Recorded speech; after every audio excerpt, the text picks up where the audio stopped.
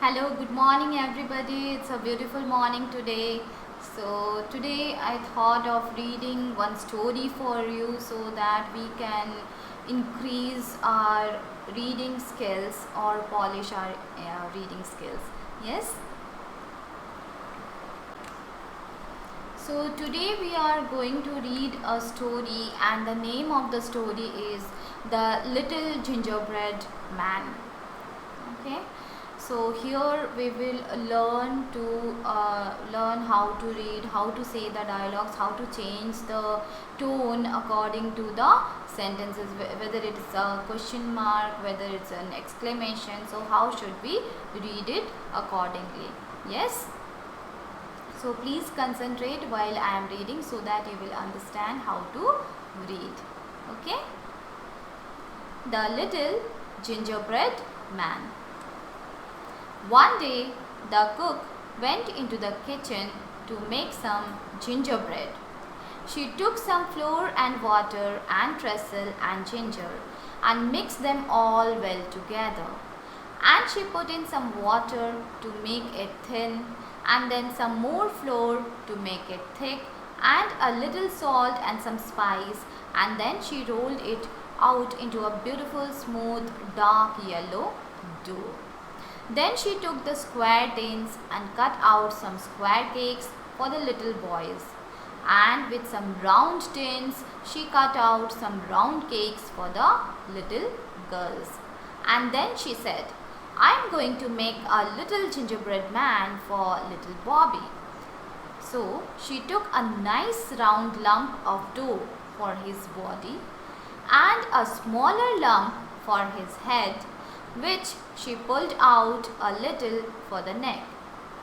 Two other lumps were stuck on beneath for the legs and were pulled out into proper shape with feet and toes all complete.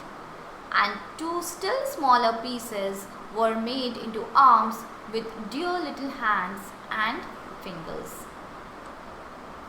But the nicest work was done on the head, for the top was frizzed up into a pretty sugary hat. On either side was made a dear little ear, and in front, after the nose had been carefully molded, a beautiful mouth was made out of a big raisin, and two bright little eyes with burnt almonds and caraway seeds. Then the gingerbread man was finished, ready for baking, and a really jolly little man he was. In fact, he looked so sly that the cook was afraid he was plotting some mischief. And when the batter was ready for the oven, she put in the square cakes and she put in the round cakes, and then she put in the gingerbread man in a far back corner where he couldn't get away in a hurry. Then she went up to sweep the parlor, and she swept and she swept till the clock struck 12, when she dropped her broom in a hurry and exclaiming, Locks! The gingerbread will be all baked to a cinder. She ran down into the kitchen and threw open the oven door. And the square cakes were all done, nice and hard and brown. And the round cakes were all done, nice and hard and brown. And the gingerbread man was all done too, nice and hard and brown. And he was standing up in his corner with his little caraway seeds, eyes sparkling, and his raisin mouth bubbling over with mischief, while he waited for the oven door to be opened. The instant the door was opened, with a hop, skip, and a jump, he went right over the square cakes and the round cakes and over the cook's arm, and before she could say Jack Robinson, he was running across the kitchen floor as fast as his little legs could carry him towards the back door, which was standing wide open and through which he could see the garden path. Run, run fast as you can. You can't catch me. I am the gingerbread man. The old cook turned round as fast as she could, which wasn't very fast, for she was rather a heavy woman and she had been quite taken up surprise, and she saw lying right across the doorway, fast asleep in the sun, old Mosser the cat. Mosser, Mosser, she cried, stop the gingerbread man. I want him for little Bobby.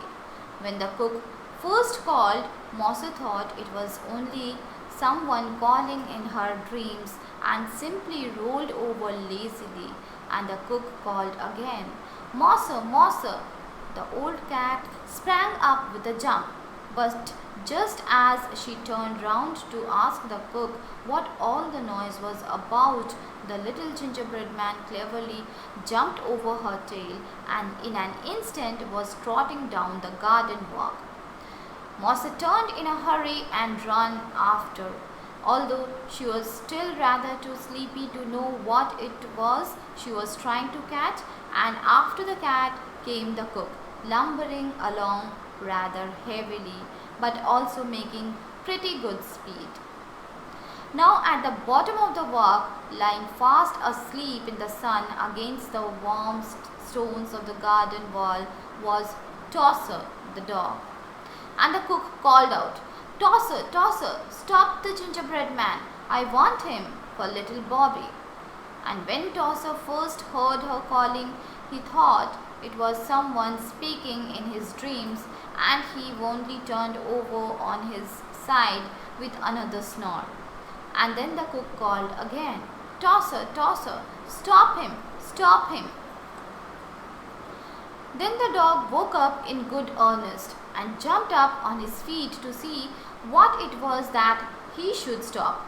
But just as the dog jumped up, the little gingerbread man, who had been watching for the chance, quietly slipped between his legs and climbed up on the top of the stone wall, so that Tosser saw nothing but the cat running towards him down the walk, and behind the cat the cook, now quite out of breath. Run, run fast as you can. You can't catch me. I am the gingerbread man. He thought at once that the cat must have stolen something, and that it was the cat the cook wanted him to stop. Now, if there was anything that Tosser liked, it was going after the cat, and he jumped up the walk so fiercely that the poor cat did not have time to stop herself or to get out of his way, and they came together with a great fizzing and barking and mewing and howling and scratching and biting, as if a couple of Catherine wheels had gone off in the wrong way and had got mixed up with one another. But the old cook had been running so hard that she was not able to stop herself any better than the cat had done, and she fell right on top of the mixed up dog and cat, so that all three rolled over on the walk in a heap together. And the cat scratched whichever came nearest, whether it was a piece of the dog or of the cook, and the dog bit at whatever came nearest, whether it was a piece of the cat or of the cook, so that the poor cook was badly pummeled on both sides. Meanwhile, the gingerbread man had climbed up on the garden wall and stood on the top with his hands in his pockets, looking at the scrimmage and laughing till the tears ran down from his little caraway seed eyes, and his raisin's mouth was bubbling all over with fun. Run, run, fast as you can. You can't catch me. I am the gingerbread man. After a little while, the cat managed to pull herself out from under the cook and the dog, and a very cast down and crumpled up looking cat she was. She had had enough of hunting gingerbread man, and she crept back to the kitchen to repair damages. The dog, who was very cross because his face had been badly scratched, let go of the cook, and at last, catching sight of the gingerbread man, made a bolt for the garden wall. The cook picked herself up, and although her face was also badly scratched and her dress was torn, she was determined to see the end of the chase, and she followed after the dog, though this time more slowly.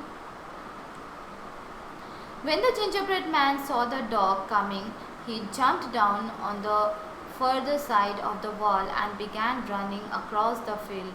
Now in the middle of the field was a tree, and at the top of the tree was lying Joko the monkey. He wasn't asleep. Monkeys never are.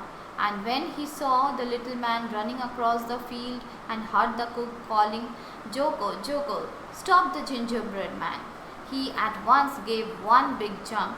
But he jumped so fast and so far that he went right over the gingerbread man, and as luck would have it, he came down on the back of the tosser, the dog, who had just scrambled over the wall and whom he had not before noticed. Tosser was naturally taken by surprise, but he turned his head around and promptly bit off the end of the monkey's tail, and Joko quickly jumped off again, chattering his indignation. Meanwhile, the gingerbread man had got to the bottom of the tree and was saying to himself, now I know the dog can't climb a tree, and I don't believe the old cook can climb a tree. And as for the monkey, I'm not sure, for I have never seen a monkey before, but I am going up. So he pulled himself up hand over hand until he had got to the topmost branch. Climb, climb fast as you can. You can't catch me. I am the gingerbread man. But the monkey had jumped with one spring on the lowest branch, and in an instant he also was at the top of the tree. The gingerbread man crawled out to the furthermost end of the branch and hung by one hand, but the monkey swung himself under the branch and, stretching out his long arm, he pulled the gingerbread man in. Then he held him up and looked at him so hungrily that the little raisin mouth began to pucker down at the corners, and the caraway seed eyes filled with tears. And then what do you think happened?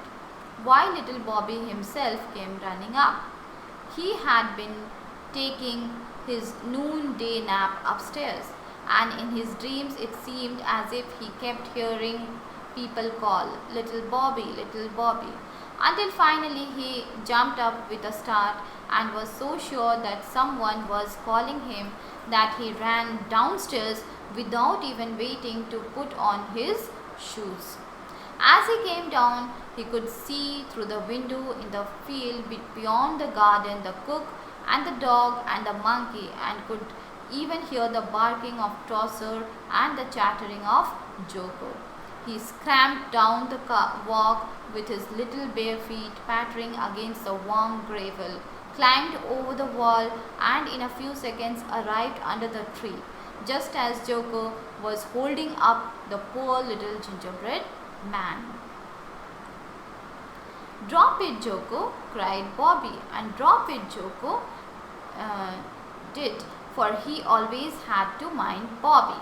He dropped it so straight that the gingerbread man fell right into Bobby's uplifted pinafore.